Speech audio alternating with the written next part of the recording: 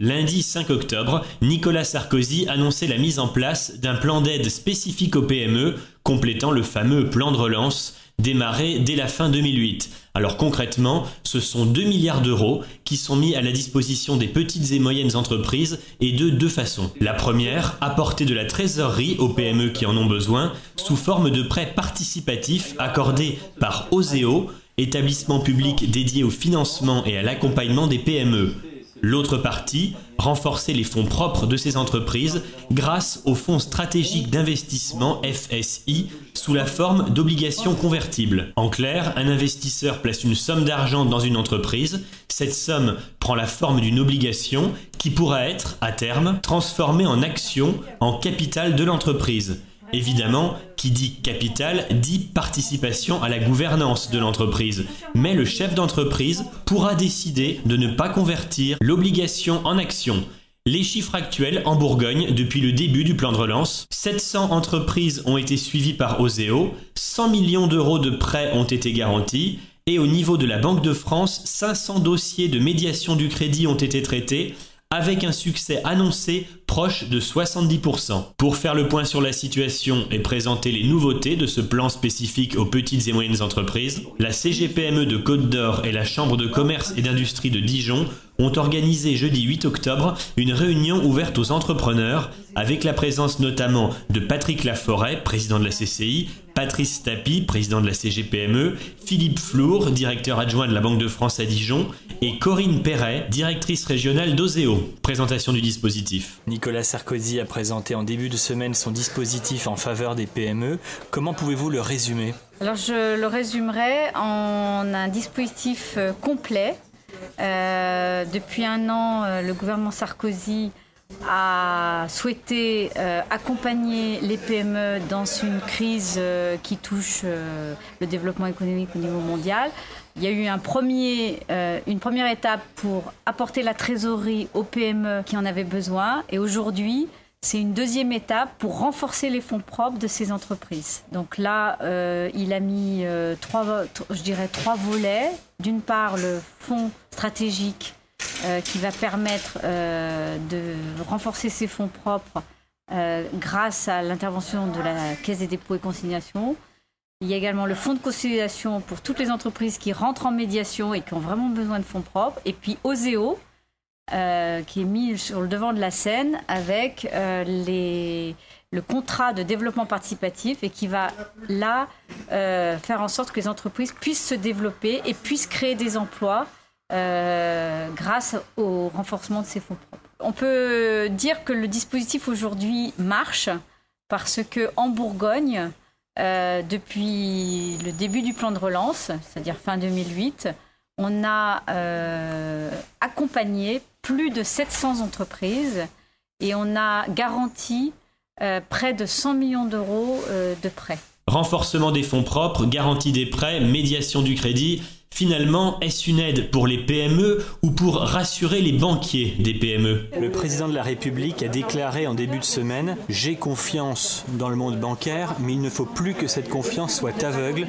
Désormais, nous allons contrôler. » Qu'en pensez-vous? Écoutez, je laisse au président de la République la responsabilité de ses propos. Je peux dire, moi, au niveau local, que les relations avec les établissements bancaires ne se sont jamais démentis. On est au quotidien en relation avec eux, à la fois sur les dossiers courants et puis dans le cadre de la médiation sur des dossiers quelquefois un peu plus difficiles, mais de manière générale ça se passe bien. C'est le fait que sur les près de 500 dossiers de médiation déposés en Bourgogne, on est aujourd'hui dans plus de 60 à 70% des cas sur des solutions qui ont abouti de manière positive.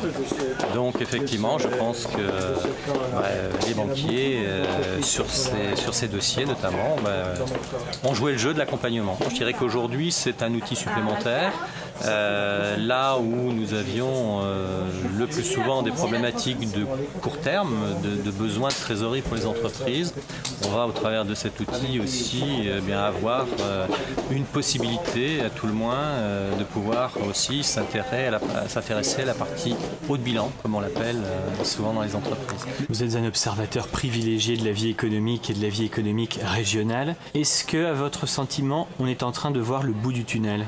Alors il est évident que le début d'année a été difficile. Depuis le printemps, toutes nos analyses montrent que la situation s'améliore doucement, certes, mais elle s'améliore.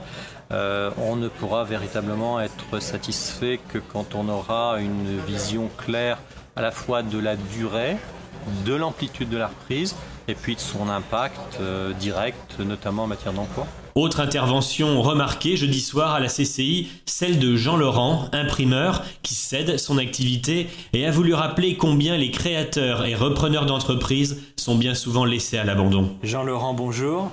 Bonjour monsieur. Votre entreprise existe depuis 90 ans. Exact. Dont 89 ans de succès et de croissance et depuis quelques mois, quelques difficultés. Eh bien, ma foi, suite à la conjoncture, je subis le contre-coup de cette crise et malheureusement, je ne suis pas le seul. Votre projet aujourd'hui, c'est de vendre et là, c'est encore plus compliqué. Plus compliqué, point de vue prêt bancaire, surtout pour ma repreneuse. Et puis même pour moi aussi, j'avais demandé un peu d'aide qui m'a été refusée, quoi. Mon bilan n'était pas bon. Peut-être que du côté de madame, l'apport n'était pas assez important. Enfin, ce sont des éléments de calcul qui nous échappent. Lors de la réunion de ce soir, organisée donc à la Chambre de commerce et d'industrie, vous avez publiquement pris à partie notamment Oseo, qui s'occupe de financer le développement et l'innovation dans les entreprises. Alors, qu'est-ce que vous attendez de l'État et de ce genre d'organisme ?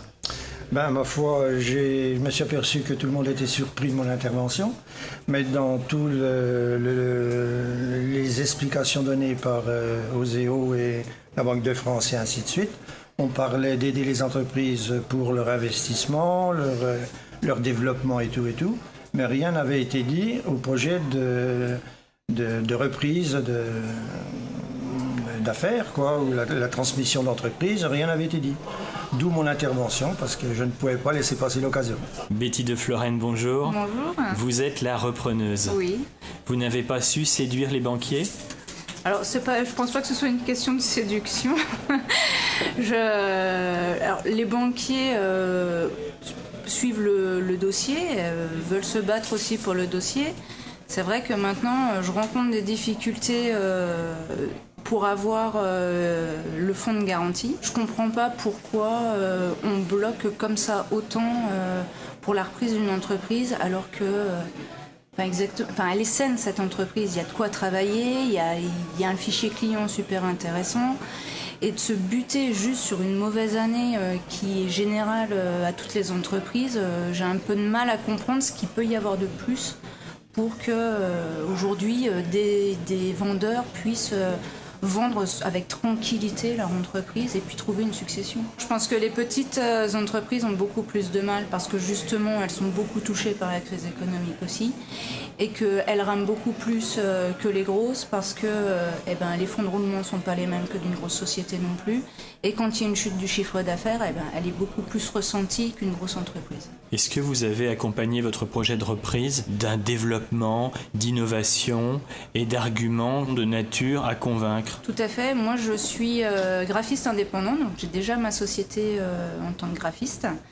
Et le plus que j'apporte à l'imprimerie, c'est de développer la partie création en ayant un vrai pôle création, une agence de communication interne à l'imprimerie, pour apporter ce plus en création web, même création print, pour développer l'activité.